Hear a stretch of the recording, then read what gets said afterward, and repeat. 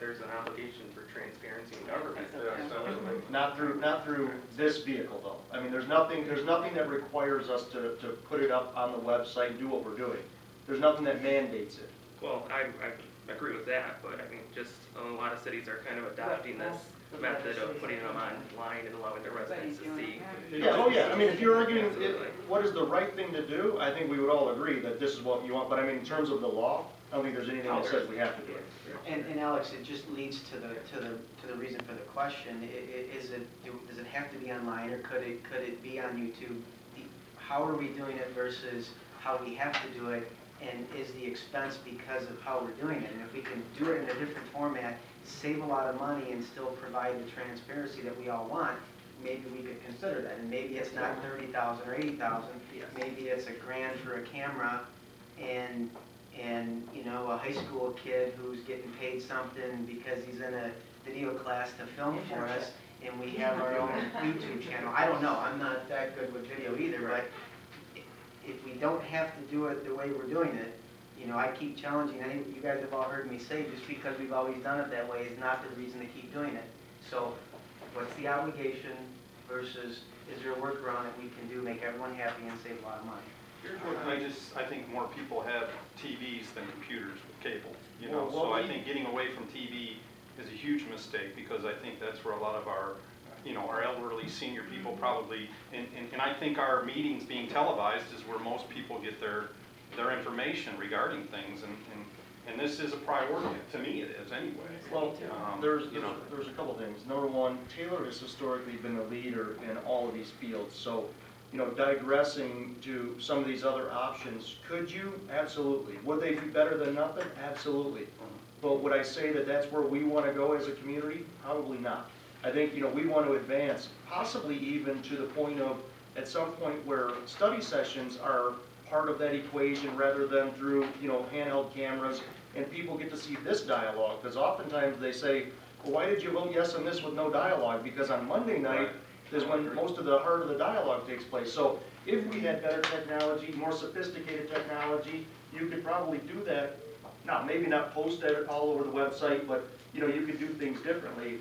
The ultimate question comes down to at what cost and how do you pay for that? So, you know, again, as this 14-year-old system becomes 15 years old and 16 years old, these 1 meetings turn into 3 meetings and 10 meetings that get missed. So as we go through the budget and we have these discussions, any of these creative ways that we can stretch it, possibly minimize the burden to the general fund, will be the ultimate answer. Or is there a grant available that can possibly fund some of it?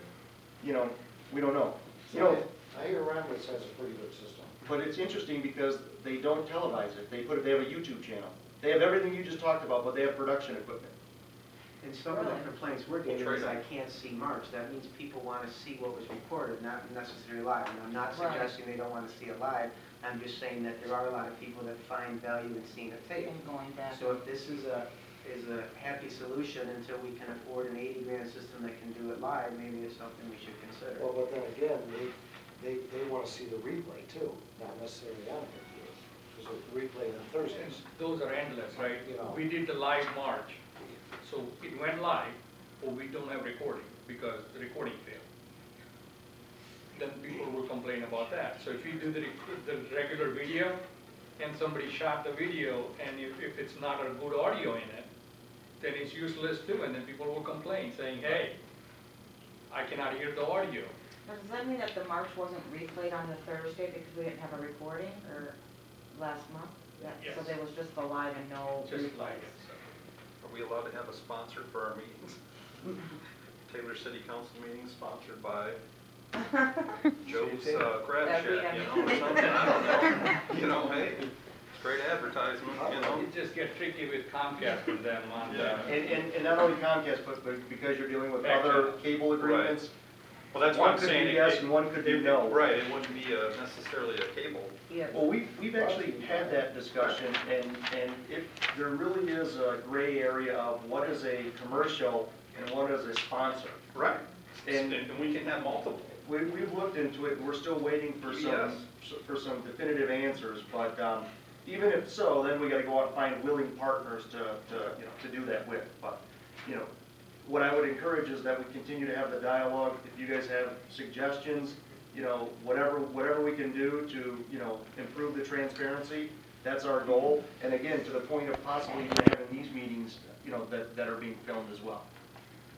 Now, you know, historically, I want to tell you what I've always been told is, in previous administrations, the whole thought of not filming the study session was because some people aren't comfortable on camera, so it's limited. They didn't want to restrict people's involvement, so they chose not to film the study session and only film the meeting.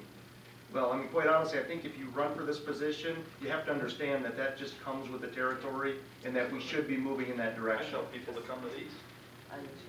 I think it's better information.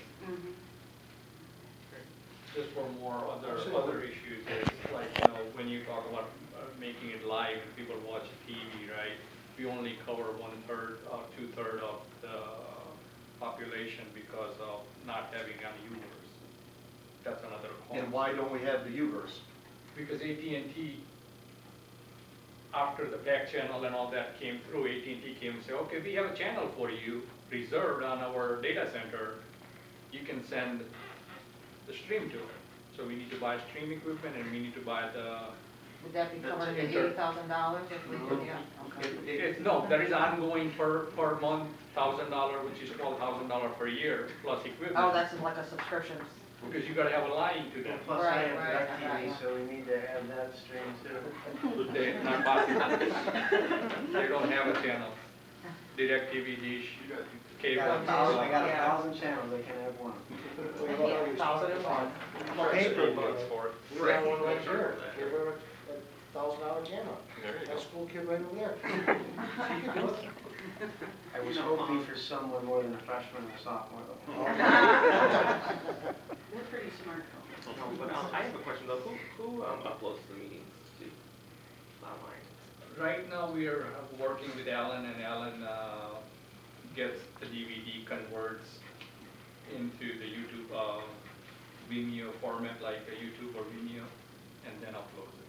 So then Alan converts to that and then you upload it, or Alan uploads it. Alan uploads it? Okay. So he's actually got the disc. Once the recording done and at the meeting, we finalize it, or whoever's there recording, finalize the DVD ready to be uploaded. So if we So wanted to whenever- review the meeting for a vote or a support or a motion, we could go to Alan and get it? Before, we try not to let it go these days until we convert. Once we convert, we can have it, because if these got lost, now we have missing disc. I just wanted to know who to go to because the April meeting's not up yet, so I just wanted to know who to talk to. All right, let's move on. Next motion is to approve an amendment to prior approved personal service contracts for golf staff. And that would be CCR numbers 4.14.140 through 4.148, section 5, new item for one provision that was inadvertently omitted from the original contract. Yes, I have a question about this one. Yes. These are the golf seasonal staff, and 10 days vacation seems like an awful lot to me. Madam Chair, in the original contracts that these people were previously on, this provision was included. So this is not anything new, this is not additional, this is what they had. The prior contracts, they had 28 paid days off. This contract has 25. So they have reduced their paid days off by 3. Question? And this is, how long do they work? What? All year, they work 1,900 hours between March March through April. It's just through the summer months, they work the 60, 70 hours a week at straight time. There's no overtime for these seasonal positions. So they work 70 and get paid for 40. So they're seasonal full-time Correct. employees technically? Correct. Okay. Are these union positions or? No, these are contractual positions. That's why you have those contracts in front of you. I'm sorry, I stand corrected. They work 70 and get paid for 70, but no overtime. It's just straight time. It's straight Yeah, time for no every overtime. hour.